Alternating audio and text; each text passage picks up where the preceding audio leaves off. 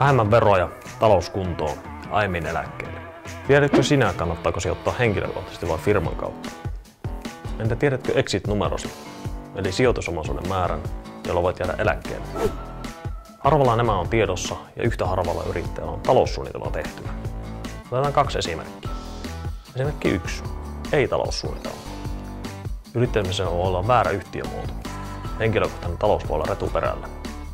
Kulujen kattamiseksi palkkaa nostetaan liikaa ja palkkaveroa maksetaan liikaa. Osinkotulojen osuus on pieni. Jos on sijoituksia, ne ei välttämättä palvele yrittäjää oikein. Rahastoissa ja osakevälittäjillä voi olla liian isot kulut. Tietoa ja osaamista puuttuu. Esimerkki 2. Loppuelämän taloussuunnitelma tehtynä. Tässä nykytilanne, tavoitteet ja aikataulu on kartoitettu. Yrittäjän konkreettinen tehtävälista ja suunnitelma, miten tavoitteet saavutetaan. Sijoitustuotteet on valittu ja verosuunnittelu tehty. Palkka ja osinko on vero-optimoitu ja raha tekee rahaa. Haluatko sinä jäädä aiemmin eläkkeelle? Sovi mun kanssa maksuton alkukartoitus ja katsotaan, miten sun henkilökohtainen talous laitetaan kuntoon.